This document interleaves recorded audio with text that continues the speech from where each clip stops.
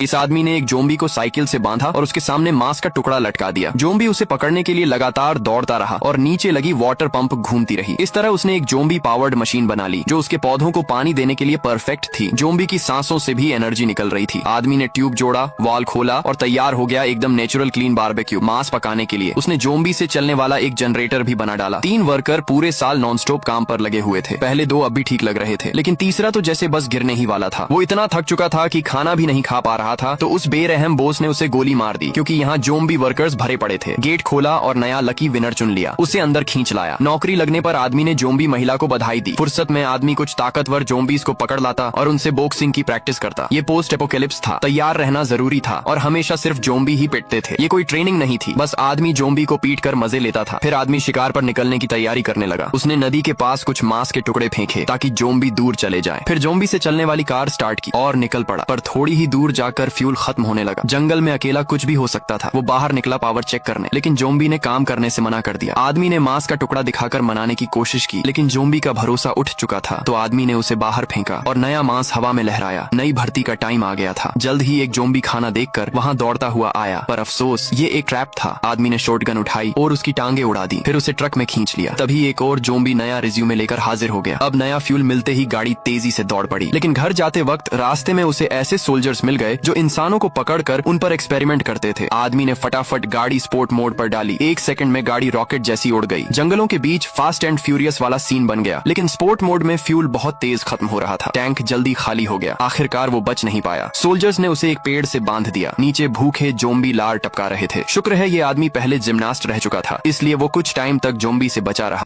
एक राक्षस अचानक पानी से बाहर आया, लेकिन वो असल में पापा का मजाक था। फिर भी छोटी लड़की डर गई और रोने लगी। उसे खुश करने के लिए पापा पानी में उल्टा होकर मजेदार हरकतें करने लगे, लेकिन तभी पापा अचानक ऐसे तड़पने लगे जैसे उन पर किसी ने हमला कर दिया हो। लड़की को लगा ये भी मजाक है, इसीलिए उसने उनकी तारीफ की। कुछ ही पल बाद राक्षस ने उन्हें पानी के नीचे खींच लिया और झील में लाल रंग फैलने लगा। ये देखकर लड़की भागने की कोशिश करती है, लेकिन राक्षस के लंबे हाथ उसके कंधों को पकड़ लेते हैं। उसकी माँ ये देखकर दौड़ती है और उसके पैर पकड़ लेती है ताकि वो उसे खींचकर अंदर न ले जा सके। आसपास के लोग भी मदद के लिए आ जाते हैं। वे राक्षस का हाथ तोड़ देते हैं, लेकिन वो फिर लड़की के बालों से चिपक जाता है। तब किसी ने उसके बाल काट दिए और उसे बचा लिया गया, लेकिन अचानक राक्षस का दूसरा हाथ उसे फिर पकड़कर खींचने लगता है। एक आदमी कटाना लेकर आता है और उस हाथ को भी काट देता है, लेकिन लड़की पुल से नीचे गिरने लगती है। उसकी माँ तुरंत आगे कूदकर उसका हाथ पकड़ लेती है। जैसे ही वो उसे शांत कराने की कोशिश करती है, अचानक राक्षस पानी से बाहर कूदता है, अपना विशाल मुंह खोलता है और एक ही बार में लड़की को निगल जाता है। माँ उसे खो नहीं सकती थी, इसलिए वो भी उसे बचाने पानी में कूद गई।